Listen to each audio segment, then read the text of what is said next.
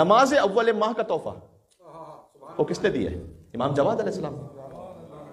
آپ میں سے بہت سے پڑھتے ہیں ماشاءاللہ نماز اول ماہ. یہ کیوں آج سنا رہا ہوں؟ کیونکہ کل 29 ذی القعدہ ہے تو پہلی ذی الحج قریب ہے. نماز اول ماہ یعنی پہلی ذی الحج کو، ہر اسلامی مہینے کی پہلی تاریخ کو نماز یہ پڑھ کے دیکھیں، یقین فرمائیے گا اس کے وہ اثرات میں نے دیکھے کہ وہ لوگ جو گھبرا رہے تھے کہ ہمارے ساتھ پتہ نہیں کیا ہو جائے گا ہمارے ساتھ، نماز اول ماہ کے ذریعے سے بہت سی آفتوں بلاؤں سے محفوظ رہے. سادہ سے طریقہ امام جواد پڑھا کرتے تھے. روایت مصرا سے کہ کانا ابو جعفر الثانی، ابو جعفر ثانی کہا جاتا ہے. ابو جعفر یعنی امام محمد تقی علیہ السلام، وہ جب اذا داخلہ شہر جدید، جب نیا مہینہ داخل ہوتا تھا تو یصلی نماز پڑھتے تھے.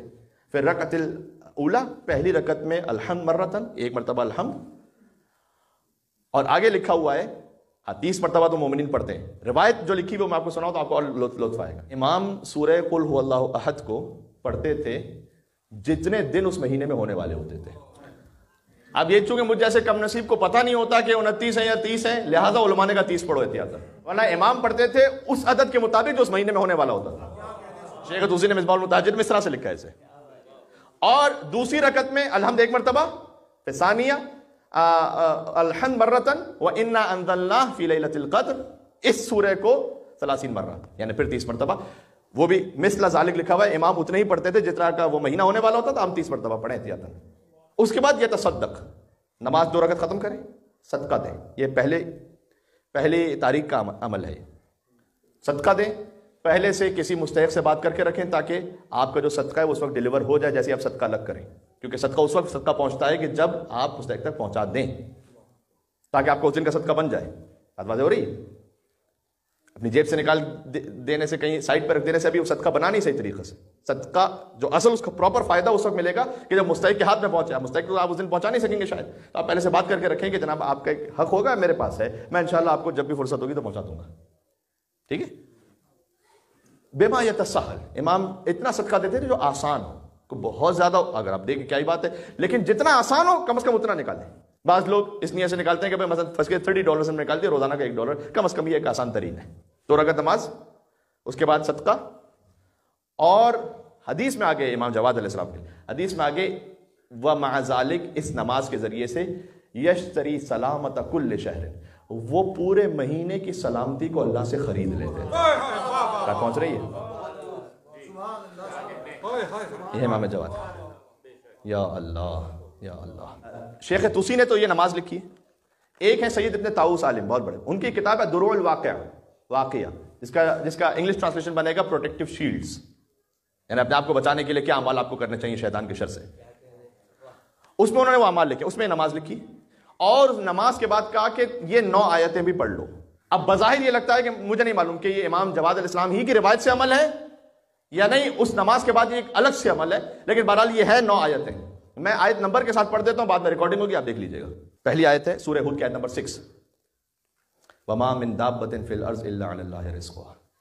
کہ انسان تو فکر نہ کر اپنے رزق کے معاملے پر، کوئی زمین میں چلنے پھرنے والا ایسا ہے ہی نہیں کہ جس کا رزق اللہ نے اپنے اوپر نہ لے لیا. کیوں پریشان ہے؟ 2 رکعت نماز پڑھو والی، نماز اول ماہ، اس کے بعد یہ وَمَا مِن دَابَّةٍ فِي الْأَرْضِ إِلَّا عَلَى اللَّهِ رِزْقُهَا.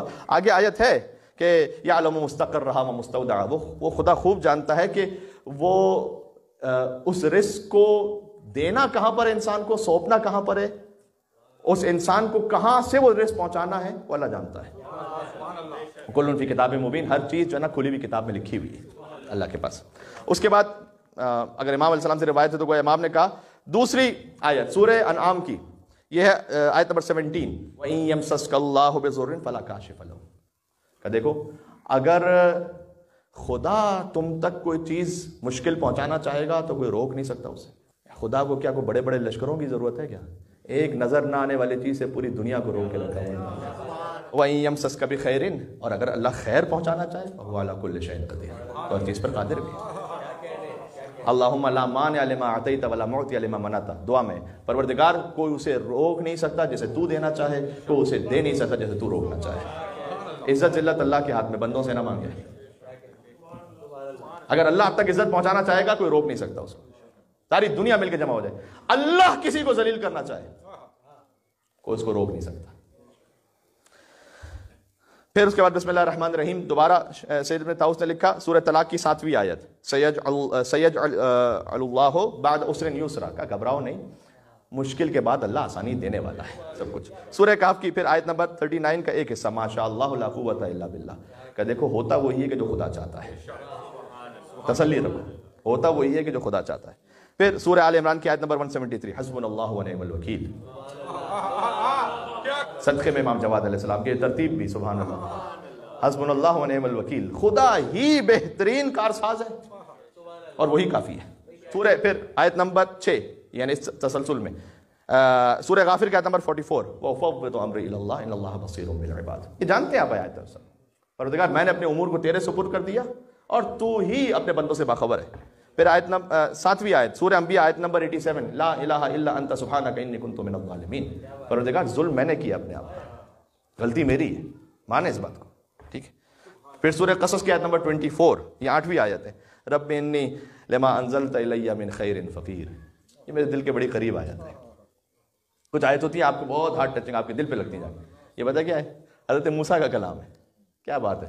حضرت موسیٰ علیہ السلام نے ایک قتل کر دیا مصر میں، وہاں سے اس خوف سے نکلیں، ہجرت کی ہے، فخرج موسیٰ من قومہ خائفا یترقب، قرآن میں کہ موسیٰ علیہ السلام نے اپنی قوم سے خوف کے عالم میں ہجرت کی۔ مولا کائنات سے جب آخر وقت میں پوچھا گیا تھا کہ علی انت افضل ام موسیٰ، آپ افضل ہیں یا موسیٰ؟ کہا نا افضل، میں افضل ہوں۔ کہا مولا لما، کیوں؟ کہا اللہ سبحانہ وتعالیٰ نے موسیٰ علیہ السلام کے لیے کہا کہ جب وہ ہجرت کر رہے تھے تو خوف کے عالم میں، ڈر کے عالم میں نکل رہے تھے، اور کہا جب میں شب ہجرت بستر رسالت پر سویا تو علی نے کہا کہ وہ نیند مجھے نصیب ہوئی کہ ایسی نیند کبھی زندگی میں نصیب ہی نہیں ہوئی۔ حضرت موسیٰ علیہ السلام پریشان، کچھ نہیں ہے، گھر تو چھوڑ دیجئے کہ کہیں پناہ گاہ کوئی ملے، کو کھانے کے لیے کچھ نہیں ہے، بیٹھے ہوئے اور یہ کہہ رہے ہیں کہ رب اے میرے پروردگار انی لما انزلت الی من خیر فقیر، تو چھوٹا سا بھی کوئی خیر میری طرف بھیج دے تو میں اس کا فقیر ہوں۔ کہا یہ آیت پڑھو تم، نماز اول ماہ میں آیت پڑھو، چھوٹا سا بھی کوئی خیر بھیج دینا تو میں فقیر ہوں اس وقت اس کا۔ آخری آیت سورہ انبیاء کی آیت پڑھیں آیت نمبر 89 رب لا تذرنی فردا وانت خیر الوارثین، پروردگار تو مجھے بے سہارا نہیں چھوڑنا، بغیر وارث کے نہیں چھوڑنا۔ یہ آپ نماز اول ماہ میں سبحان اللہ، اس کے بعد یہ 9 آیتیں پڑھیں۔ میں چیلنج وغیرہ کرنا نہیں چاہیے، امام علیہ السلام کے کلام کی روشنی میں اتنی جرت آگے کہہ رہا ہوں، آپ کی زندگی نہ بدل جائے آپ میری مجلس سننا چھوڑ دیجیے گا۔ خطیب کے لیے سب سے زیادہ ریڈ الرٹ لائن ہوتی ہے کہ اس کی مجلس پر سننا چھوڑ دے، میں کہہ رہا ہوں سننا چھوڑ دیجیے گا مجھے، اگر آپ کی روحانی مادی معنوی زندگی میں کوئی فرق نہ آ جائے۔ ہاں یہ نہ ہو، ہمارے قوم میں ایک استاد تھے، وہ کہتے تھے کہ جب نئے نئے طالب علم کوئی قوم میں آتے ہیں اور ظاہر ہے کہ ایک جوش جذبہ ہوتا ہے تو وہ نماز شب یہ ساری عبادات، تو کہتے ہیں 1-2 دن نماز شب کے بعد وہ جا کے دیکھتا ہے، کہتا ہے کہ استاد محترم کوئی مجھے کرامت نہیں نظر آ رہی، دن میں تارے نہیں نظر آ رہے، پتہ نہیں کیا بات ہے۔ اتنی جلدی تو بندوق کی گولی اثر کرتی ہے، جتنی جلدی آپ چاہ رہے ہیں کہ اللہ تعالیٰ کی دعا وہ بھی انشاءاللہ اثر کرے گی، لیکن اس کو آپ تھوڑا سا کنٹینیوشن میں رکھیں۔ میں تو یہاں تک کہہ رہا ہوں کہ جن مومنین نے ایک مرتبہ خالی 1 مہینے یہ عمل کیا نا، انہوں نے کہا مولانا صاحب یہ مہینہ ہی کچھ الگ گزرا ہے باقی زندگی سے، اتنا سے کہہ رہا ہوں۔ یہ کس کا ہدیہ ہے؟ نام تو لیں ان کا، صلوات تو بھیجیں ان کا، اللہم صلی علی